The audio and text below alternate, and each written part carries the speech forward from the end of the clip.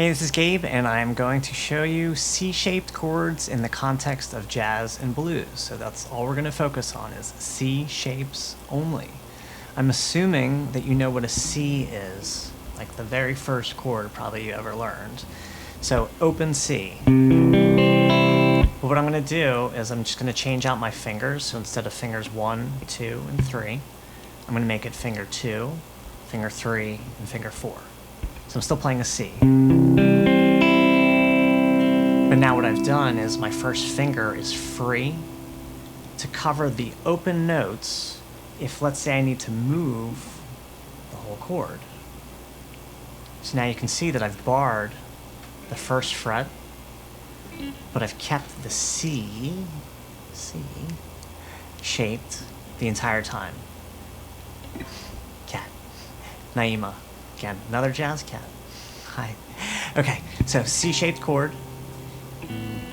Swapping out the fingers. Faking the 0. Pretend to do the 0. I'm behind the nut of the guitar.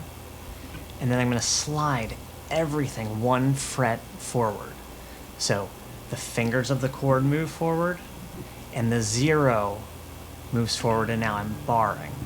So now I've got C-shaped, but it's whatever letter I've now moved over to. If this was a C, and I move 1 step forward, I'm now on C sharp. So this chord is C sharp. If I move 1 more step, this would be a D now. So the way I would communicate it to you is I would say, hey, this is a C-shaped D, because I'm touching D. If I move the C shape and I touch a G, it's G. Touch my double dots. I know it's tough to tell with the birds. So the double dots is the octave, right? It's the same letter as the string, so it's A again. So I touch the A, and I grab my C shape with my fingers 2, 3, 4. I bar fret 9 as I'm faking the 0. And I have an A major right now, okay? So what we're going to do is we're going to turn these into 7s so you can use it for jazz and for blues or anytime you see 7s, okay? So what I'm going to do is I'm going to show you the easy way to do the major 7, and then we're going to get into like the more applicable way to sort of use the other versions other than majors, okay? So here's C major. I'm going to take my first finger just off the string. Now here, okay? This note that we were playing is also C. So if I'm holding a C chord and I'm touching C, we might call that the octave 8. So 1, C, C again, that would be number 8. If I take my finger away, that means the note is now the B, and so that would be the 7th letter above the C in our music alphabet. So if I play my C major, and I take that finger away, I have C major 7. It's a half step from the octave to the major 7. Okay? And you can do on a C when it's open. You can follow all the way through. Okay? When we move this, I can still do that same transformation. Fingers 2, 3, 4, faking the 0, lift now the middle finger away. If I now transpose it, I move to a different letter. I'm going to grab the D, so 5th fret with my pinky.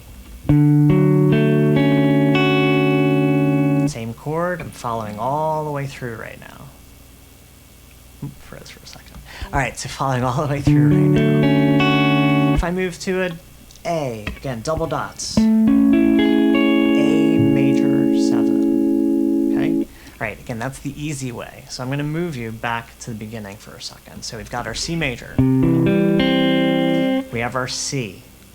Keep in mind what I said the 7 is. It's the half step behind, so that means it's a B. Like that note, it's going to be a B. I don't know if you've ever tuned the open strings, right? Like when you do this. Maybe a little too. But that B, right?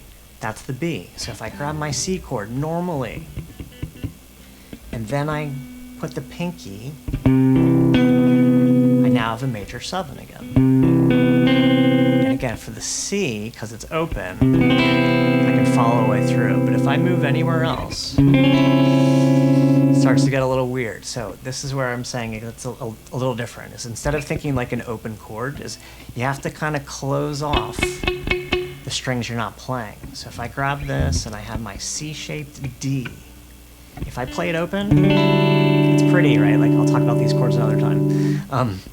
If you add the pinky, and I keep that open, again, pretty. It's a 9, okay? Don't worry about that. So if I just close off the first string, so I'm dropping my first finger, I'm trying to mute the first string, and then I play the inner 4 strings at 5, 4, 3, 2. I now have major 7, but I'm touching a D, so it's D major 7. Okay? So, if I start to move our numbers around, I'm going to say our numbers. 1, 3, 7, 1. There's no 5 in the C shapes for right now. Don't worry about them. Okay? 5s are not that important for what we're going to do. Okay? We might put them in the bass lines if we choose to use them. Okay? So, if I take the 7, the major 7, and I lower it a half step down, we are now talking about dominant 7th chords, C-shaped 7. So, C7, C7 shaped. So if I said, hey, a C7 shaped F, I'm going to go to the 8th fret on string 5, that's an F. I'm going to play a C7, what it looks like, but on that letter is F, so now it's F7. If I move to E, you're going to know this. Okay, that's enough. So that's an E7. I'm blocking a little with my thumb, the 6th string, so I don't catch anything extra. I'm touching a little bit over here with fingers and over here. So I'm blocking the 1st string. So if I want to strum it,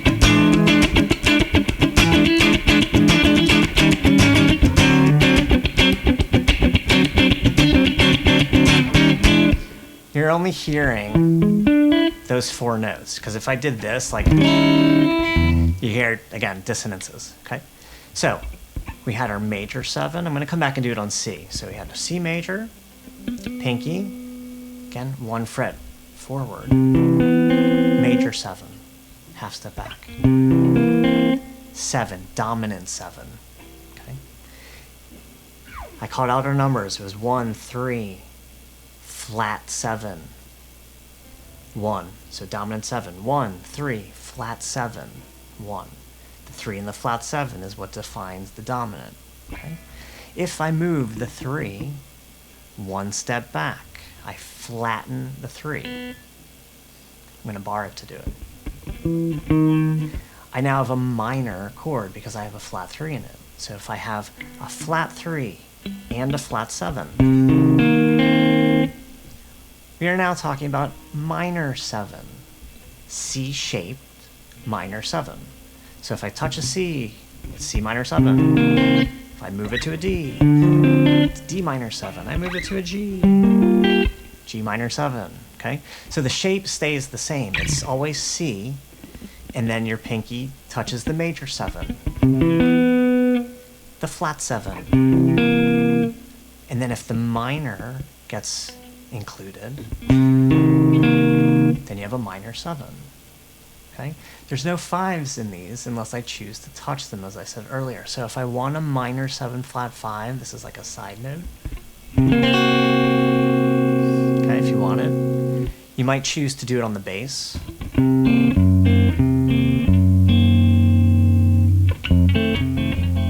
So, for like a walking bass kind of a thing. Okay? Otherwise, like, just leave it out. You could use this as a minor 7 flat 5 without playing the flat 5. Let the bass player deal with the flat 5. You're trying to isolate the 3s and the 7s mostly, okay? So if I start to combine this, okay, so here's like the next step. Let's combine it together. I'm going to move maybe through the entire key. So I'm going to take the key of C major. That means the C major 1, major 7. The 2 chord is minor It's minor 7. So I just transformed, right? I had the major 7 shape. I brought the 7 back, flat 7. The 3 I made flat, keeping the bar in the back just to play this the whole time, little side note. Because then I can just place the fingers in front, okay? All right, I'm going to start one more time from the beginning. So I had C major 7, D minor 7,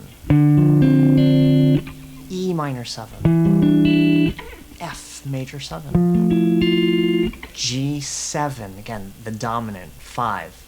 It's very important, okay, the 5 chord. Then I'm to 6, 6 is minor, so it's minor 7. 7 is the half diminished when we play it as a full, like the entire chord.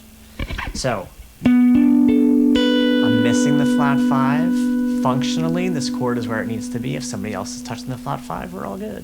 If I want to put in the bass, now you really feel it, right? It's like I'm about to take you to the 1, right? Or on the melody side, okay? And then I'm back to the 1. Okay? So, just to kind of put it together in like a musical way, right? So that's the scale, like each number in the scale, 1, 2, 3, 4, all the way to 7. Doing the chords as a chord scale.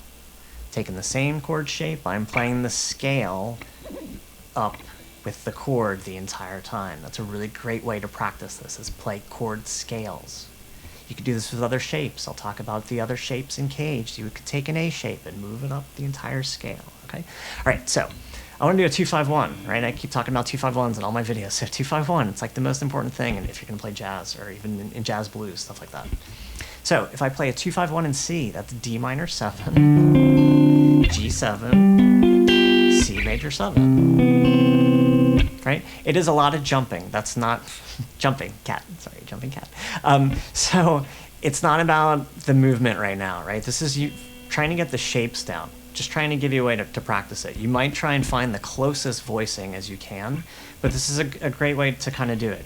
It is a lot of jumping, so like make that a practice thing. I always suggest to my students, move your eyes first to the place you're jumping. So when I go right now from my D to my G, I'm looking at 10, like right after I play the 2 chord, I'm looking at the 10, I'm looking at 3, and then I'm gonna land right on it, okay? So 2-5-1, jumping cat.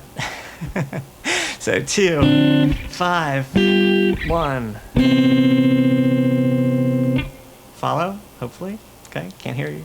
All right, so I'm gonna change it. I'll do a different key. So let's make it a 2-5-1 in F.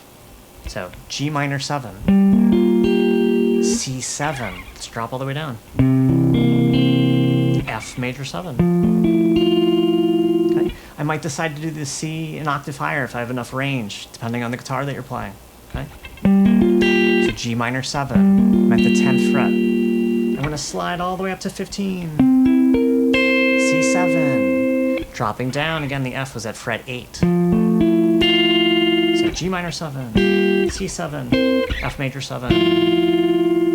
Okay? And then give it some rhythm, right? Like, I'm just doing it out of context, right? Just find your shape. So back in C. 2, 5, 1, okay, found them. All right. Start tapping your foot. 2, 3, 4. 2, 3, 4. 2, 3, 4. Now I'm going to cut it in half. So every 2 beats. 1, 2, 3, 4. 1, 2. Maybe every beat. Let's see if we can do it. A little sloppy at the end. Okay, you get the idea there, right? So once I can do that, maybe I throw on a backing track. And I got a 2-5-1 kind of going. And I just start.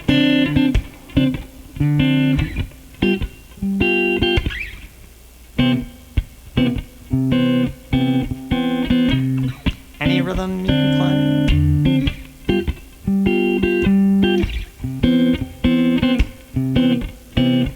Right, I'm hybriding. Separates the bass. If I want to like really separate the bass, okay, this is probably another lesson that I will do, but just to show you like where you could take just the C shapes. the fives of the chords are right below your roots when you do a normal 5. If we do a flat 5, again, I showed you like it's the one that's in the back. So for right now, if I go D minor 7 with the 5,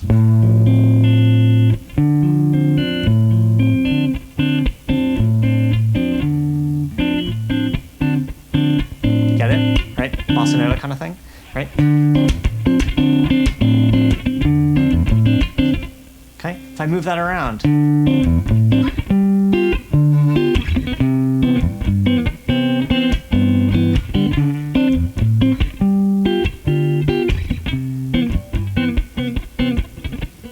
you follow that? Okay, so like I'm just adding the 5th underneath the root of the chord. Gives me a little bass line, sorry. Same fret. And then I'm going to drop to the C. If I wanted to do like minor, okay, that means flat 5. G7. Now C minor 7.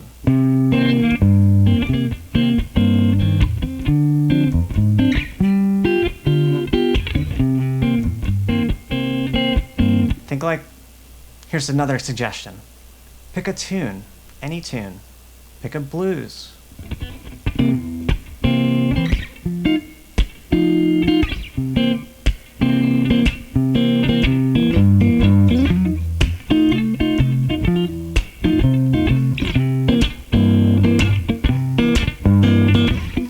You follow, right?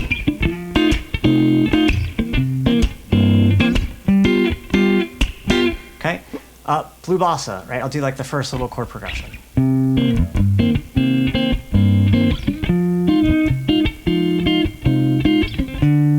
Flat. Sorry, I can't talk and play. Let me do it again.